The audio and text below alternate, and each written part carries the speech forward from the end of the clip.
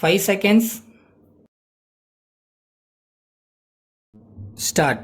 தலைவர் அவர்களே, அனைவருக்கும் கல்வி என்னும் லட்சியத்தை நிறைவேற்றுவது குறித்து பொருத்தமான எல்லா செய்திகளையும் ஆய்ந்து ஆலோசிப்பதற்கு முதலமைச்சர்களின் கூட்டத்தை கூட்டியமைக்காக மாண்புமிகு பிரதமர் அவர்களுக்கும் மாண்புமிகு மனிதவள மேம்பாட்டுத்துறை அமைச்சர் அவர்களுக்கும் முதலாவதாக என் பாராட்டுக்களை தெரிவித்துக் கொள்ள விரும்புகிறேன்.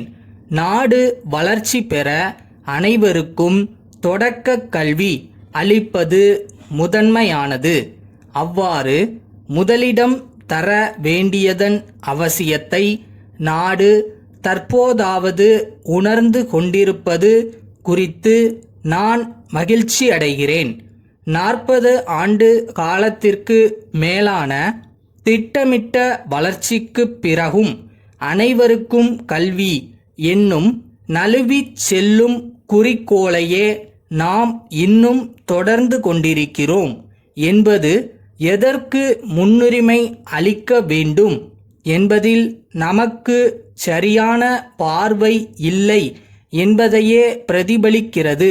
கல்வியை குறித்து ஆய்வுகளும் பரிந்துரைகளும் அவ்வப்போது நடந்து கொண்டிருந்தாலும் இன்றியமையாத குறிக்கோளை நிறைவேற்றுவதில் மத்திய மற்றும் மாநில அரசுகளின் ஈடுபாடு பலவீனமாகவே இருந்து வந்திருக்கிறது.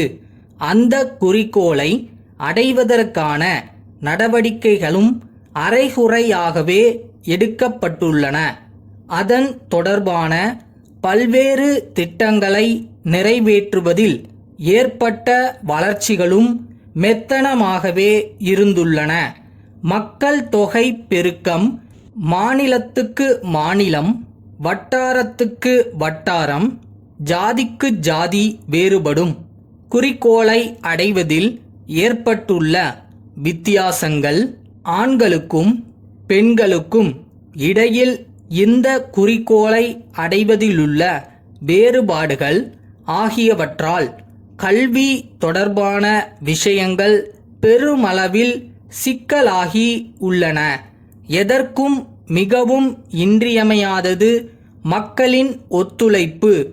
அந்த ஒத்துழைப்பை திரட்டுவதற்கு எத்தகைய ஓர் அமைப்பு தேவை என்பதில் நமக்கும் தெளிவில்லாமல் இருக்கிறது. எனவே இலக்கை எய்துவதற்கான செயல் திட்டத்தை வடிவமைப்பதற்காகவும் குறிப்பிட்ட காலக்கெடுவுக்குள் அதை நிறைவேற்றுவதற்காகவும் தேவையான முக்கியமான மாநில முதல்வர்களின் கருத்துக்களுக்கு செவிமடுக்க மாண்புமிகு பிரதமர் அவர்கள் முன் வந்தமைக்காக என் மகிழ்ச்சியை தெரிவித்துக் கொள்கிறேன். தமிழ்நாட்டில் தொடக்க கல்வியை கட்டாயமாக்க சட்டம் கொண்டு வந்திருக்கிறோம் என்பதை அறிய மதிப்பிற்குரிய இந்த பேரவை மகிழ்வடையும். அரசியல் அமைப்பு சட்டத்தின் இந்த கோட்பாட்டை உடனே நிறைவேற்ற வேண்டியது நம் தலையாய கடமை என்று நான் நம்புவதால் நீண்ட நெடிய காலம் பயனளிக்கும் இந்த முயற்சியை எடுக்கும் துணிவு எனக்கு ஏற்பட்டுள்ளது. சமூக நலம், நலவாழ்வு ஆகியவற்றின் மீது அடிப்படை கல்வி மற்றும் அதனுடைய கூட்டு பலன்கள் ஏற்படுத்தும் தாக்கம் என்பது நாட்டை வளர்ச்சி பாதையில் முன்னுக்கு தள்ளும் ஓர் அவசிய தேவை என்பதற்கு ஆவணச் சான்றுகள் அதிகம் உள்ளன. இதனை கருத்தில் கொண்டு தமிழகத்தில் ஒரு முழுமையான அணுகுமுறையை கடைபிடித்து குழந்தைகளின் கல்வி மற்றும் மகளிரின் எழுத்தறிவு இவை இரண்டையும் வளர்க்கின்றோம். திருச்சிராப்பள்ளியிலுள்ள வள்ளியப்பன் உயர்நிலைப் பள்ளி தலைமை ஆசிரியருக்கு சென்னை மயிலாப்பூரிலுள்ள ப. பன்னீர்செல்வம் எழுதிய கடிதம். அன்புடையீர், நாங்கள் பள்ளிகளுக்கு தேவையான தரமான பாதுகாப்பான அறிவியல் ஆய்வுக்கூட பொருள்களை கடந்த 10 ஆண்டுகளாக நியாய விலையில் வழங்கி வருகின்றோம். 1ஆம் வகுப்பு மாணவர்களுக்கு தேவைப்படும் உபகரணங்களிலிருந்து மேல்நிலைப் பள்ளி இறுதி மாணவர்களுக்கு தேவைப்படும் உபகரணங்கள் வரை அனைத்து பொருள்களையும் நாங்கள் விநியோகிக்கின்றோம்.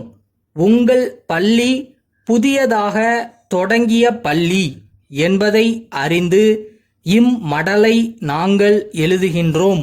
பள்ளிகளுக்கு தேவையான ஆய்வுக் கூடங்கள் அமைக்கும் பணிகளையும் நாங்கள் மேற்கொள்கின்றோம்.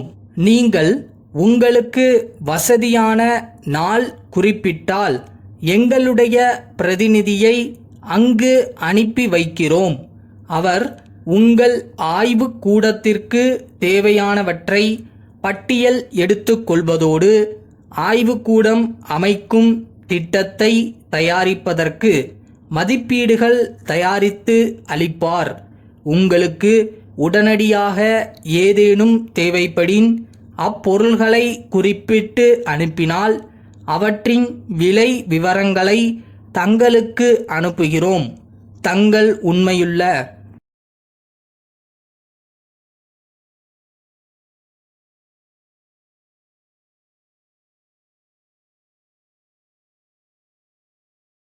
கண்கள் உறங்கினாலும் கனவுகள் உறங்காது. ஐயா சொன்னதுதான். கனவு காணுங்கள் மாணவர்களே.